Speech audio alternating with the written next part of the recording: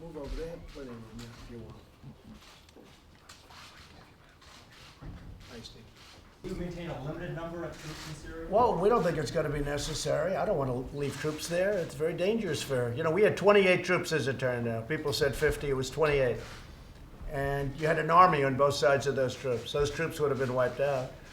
I don't think it's necessary, other than that we secured the oil. It's in a little different section, but we just secured the oil.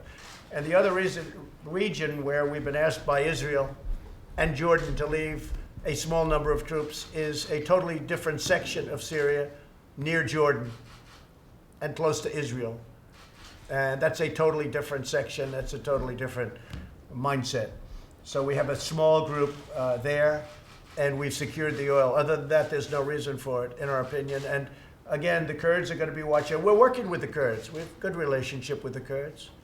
But we never agreed to, protect the Kurds. We fought with them for 3.5 to 4 years. We never agreed to protect the Kurds for the rest of their lives. Remember this. When Iraq was fighting the Kurds, everybody thought we were going to fight with the Kurds. I said, well, it's a little strange that we're fighting with the Kurds when we just spent $4 trillion on Iraq, and now we're going to be fighting Iraq. So what I did is I said, we're not going to take a position. Let them fight themselves. I thought the Kurds would do very well. Everyone said, oh, the Kurds will do very well. Well, Iraq moved in and the Kurds left. They didn't fight because they didn't have us to fight with. A lot of people are good when they fight with us. When you have $10 billion worth of airplanes shooting 10 miles in front of your line, it's much easier to fight. But with that, they were a good help, but we were a great help to them too. They were fighting ISIS. They hated ISIS. So they were fighting ISIS. But we never agreed. Where's an agreement that said we have to stay in the Middle East for the rest of humanity, for the rest of civilization, to protect the Kurds? It never said that. And we have protected them. We've taken very good care of them. And I hope they're going to watch over ISIS, because that's, again, most of it's not in the safe zone, as we call it. Some places called demilitarized zone. In the old days, would call areas like this a demilitarized zone.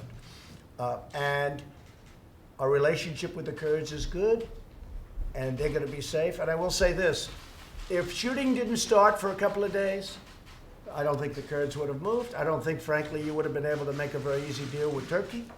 I think when it started for a few days, it was so nasty that when we went to Turkey and when we went to the Kurds, they agreed to do things that they never would have done before the shooting started.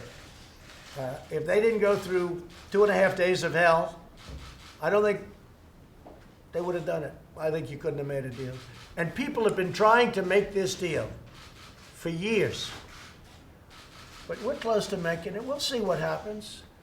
Again, they've been fighting for 300 years that we know of. 300 years. So why should we put our soldiers in the midst of two large groups, hundreds of thousands potentially of people that are fighting? I don't think so. The economy's good.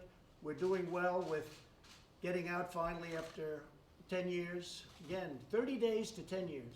We're having very good news coming out. The ceasefire is holding. The Kurds are moving out to safer areas beyond the safe zone, as we call it. Having a safe zone is not a bad thing, it's a good thing. And plenty of Turks have been killed because of conflict on their border. So, you have to look at it both ways.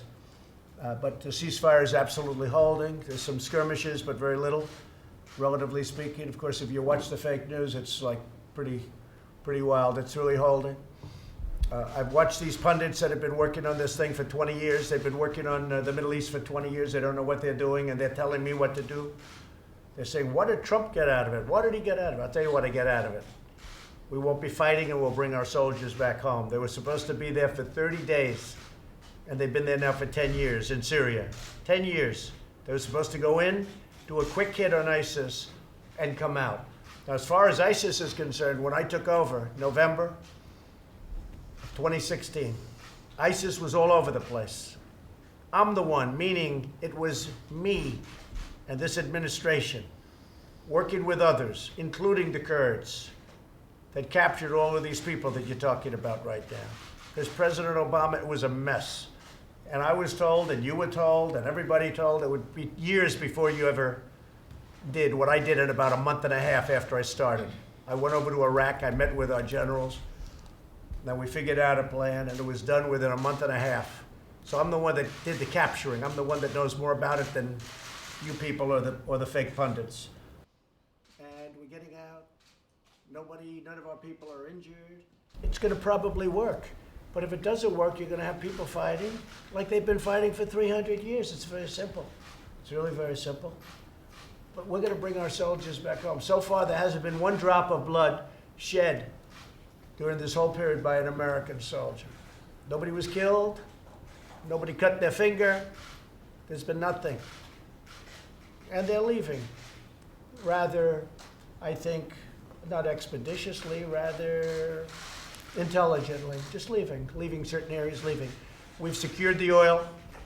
If you remember, I didn't want to go into Iraq. I was a civilian, so I had no power over it. But I always was speaking against going into Iraq. It was not a great decision. But I always said, if you're going in, keep the oil. Same thing here, keep the oil. We want to keep the oil. And we'll work something out with the Kurds so that they have some money, they have some cash flow. Maybe we'll get one of our big oil companies to go in and do it properly. But they'll have some cash flow, which they basically don't have right now. Everybody's fighting. It's not a big oil area, but everybody's fighting for whatever there is.